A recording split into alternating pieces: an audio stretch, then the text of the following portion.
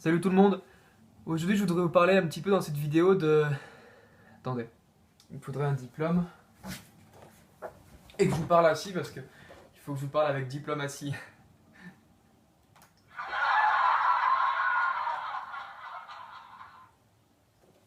Plus sérieusement, je vais vous parler des casse-têtes chinois en bois.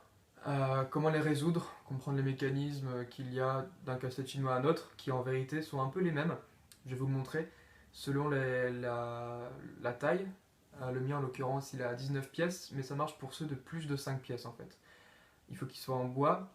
On va voir qu'il y a un code couleur, que la couleur des pièces n'est pas anodine. Et surtout leur forme, enfin, évidemment, mais il y a aussi une sorte de code pour les formes. Et donc, je vais vous montrer ça quoi. Let's do it. Donc voici mes 19 pièces. On peut voir clairement qu'il y a deux couleurs. Donc on va déjà faire un tas couleur. Et ensuite on va faire un tas forme. Pour la forme, on va prendre celles qui ont un seul creux au centre. Enfin, au centre, un seul creux tout court. Celle-ci par exemple, on a plusieurs. Il y en a deux, donc on va les mettre à part. Celle-ci, on a plus de deux. Et on va les différencier comme ça. Hop, voilà. Ensuite, on va regarder la pièce la plus pleine. Donc en l'occurrence, c'est celle-ci, il n'y a pas plus plein évidemment. Et celle-ci sera toujours le centre de la pièce du casse-tête chinois. Ensuite, il faudra prendre dans la catégorie des pièces avec un seul creux, la plus pleine et la moins pleine. C'est celle-ci et celle-ci. Qu'il faudra mettre en opposition. Comment on appelle ça déjà? En symétrie, voilà. Donc je peux la mettre comme ça ou comme ça n'a pas vraiment d'importance. Et je vais faire ça pour toutes les autres. Donc comme ça. Celle-ci du coup elle sera au-dessus, celle-ci elle sera en dessous. Voilà. Et pour les couleurs, elles seront toujours sur le dessus. Comme ça. Voilà. Donc on va déjà mélanger tout ça.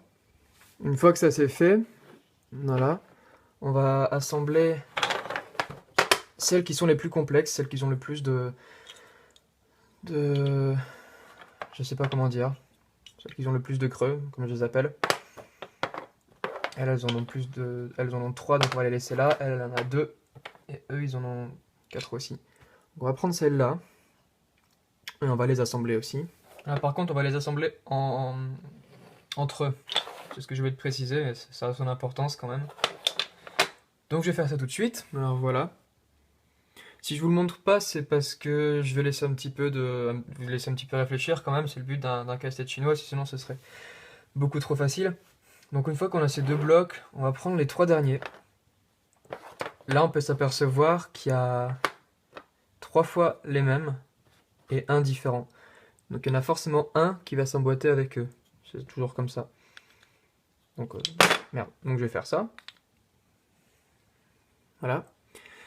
Et une fois que c'est fait, il n'y a plus qu'à emboîter les 3 en fait. Ça c'est la partie la plus difficile.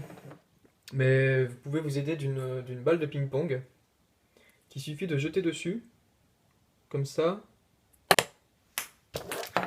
Voilà. Merde. Ça doit donner quelque chose comme ça. Voilà. Il suffit simplement de lancer la balle et puis la balle fait le reste quoi. Et puis c'est solide hein. Donc c'est bien fini.